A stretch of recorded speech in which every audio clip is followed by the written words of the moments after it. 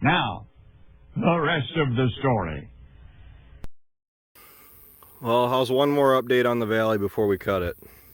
Because I think we're less than a week away and this is going to be knocked over. It's pretty much just waiting on the weather to cooperate. Since we didn't get everything baled the other day, we actually have, I don't know, 10-15 acres that we weren't able to get baled because the rain that was supposed to fall tomorrow started to fall today, and it started to sprinkle a little bit, and I'm just getting ready to leave here. I just thought I'd come down. I had to shut the shed door to make sure it didn't rain in because I don't need my hay getting rained on from second cut. And the weather really could cooperate. We're not going to sit and complain about the weather, but I did one of these videos before I cut second cut. That was on the lower bottom. I'm currently in the upper bottom, and for the most part it is, I'd say about knee high on me is a pretty good average. Some of it's a little bit lighter, some of it's a bit heavier. You get over in that area, it is about mid-thigh on me. And the difference that we're going to be making here versus second and first cut is just like everything we've already cut for third and fourth. We got the cutters set to where they are going to take this stuff off at about ground level.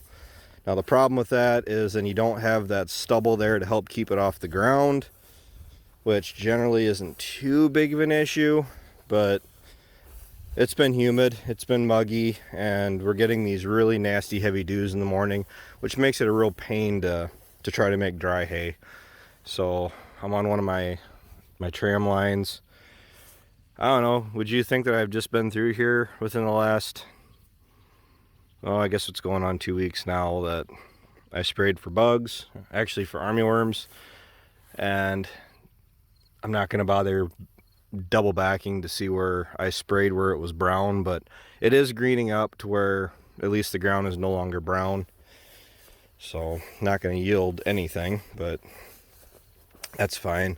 I'm not seeing any really anything for bug damage through here, but he said it's laid over. If you actually take it and stand it up, it is at least up to my knees. I'm not really even willing to even begin to guess what it's going to yield.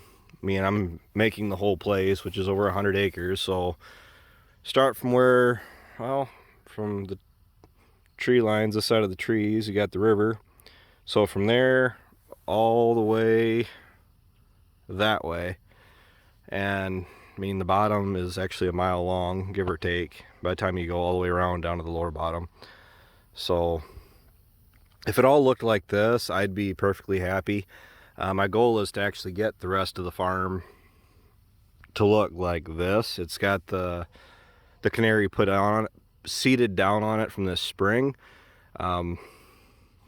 Even what's there, it doesn't really look very thick. I mean, from here you guys can't tell, I know, but driving down the field road, the material that's coming up underneath is actually pretty thick. So when we go through and we cut it like we will, there should be a fair amount of material here. I mean, my goals, I'm looking for 200 bales. I mean, the 15 acres that I had cut already, like 12 acres, whatever it is, of waterways, that's pretty much exclusively going to be for cow feed because it's laid long enough now. The weather we've had the last few days hasn't allowed it to dry out, and by the time it rains on it over the next 24 hours, if it's not a lot, it's not that bad. If it's just a regular shower or a sprinkle where it's really no worse than the dew we've been getting, I'll go through and I'll try to salvage it, and I'll make the yes or no decision as to whether or not I'm going to put wheels underneath it or if I'm just going to line it up in the stack and put it aside for cow feed. I really haven't done any cutting this year saying that, yep, this is going to go exclusively for cow feed. It's amazing how the haystack just gradually grows throughout the season, where I got what, 40, 50 bales set aside, where they just gradually accumulated. A couple here, a few here. I mean, not exactly look the best, but not, you know, just piles of mold either. That's just, I mean, we're a little tough and my cows can have them, but I don't know. I think it's a pretty good parting shot for the valley for this year. As far as the last real shot of it standing, the next shot or the next video is going to be probably me talking to you while I'm in the cab cutting this down. Just looking at what the forecast is saying, I'm almost going to guaranteed, almost probably intend to cut it with the intention that I'll have the days following cutting it where I'm going to ted it 2 times, at least twice, possibly 3 times. Keep mixing it up, stirring it up, allowing air to get down through it. A lot of the stuff we made, it had plenty of time to get dry weather-wise, but the humidity just would not let any of that moisture escape, where a lot of the stuff we made was in that mid to high 20s, which isn't exactly what you want for dry hay, especially if you're going to put it inside or if you're going to try to sell it. So here we got some of the damage from the worms. I'm going to say it's from the army worms. But so you get that all across the field. On one plant that doesn't seem like much, but across the whole field that really starts to add up.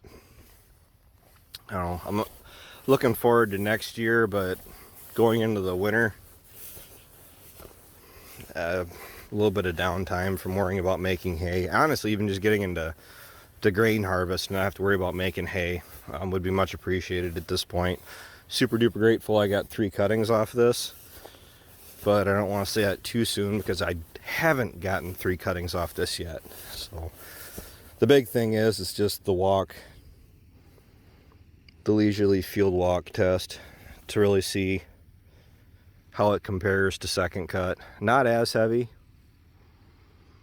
but I got 200 and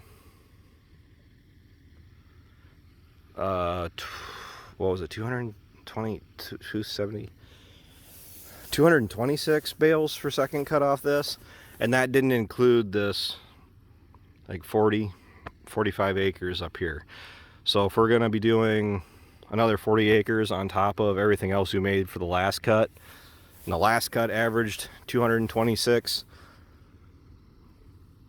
with another 45 acres added on top of it, I think 200 bales is well within reason. I mean, if we got 250, I'd be perfectly happy. I'd be perfectly happy with 200. I'd be more than happy with 250. I'd be jumping for joy with 300. I don't think I'm going to get 300. I'm just going to put that out there. So, I'm hoping this is actually an average year. We got the cracks in the soil, but it's not like terrible cracks. An average year where we still have plenty of moisture to grow crops, but not an abundance of moisture where half the bottom or a quarter of the bottom is flooded. There's low spots through here where if we were getting rain every other 3 days, I wouldn't be able to make that. I'm planning on making all this, all of that, everything through here. The worst spot actually was a low spot.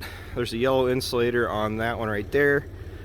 On that stake, there's actually standing water through there when I came through with the 4-wheeler 3 weeks ago, and it took over a week for that to get down to where it would begin to dry out. So overall, not too bad.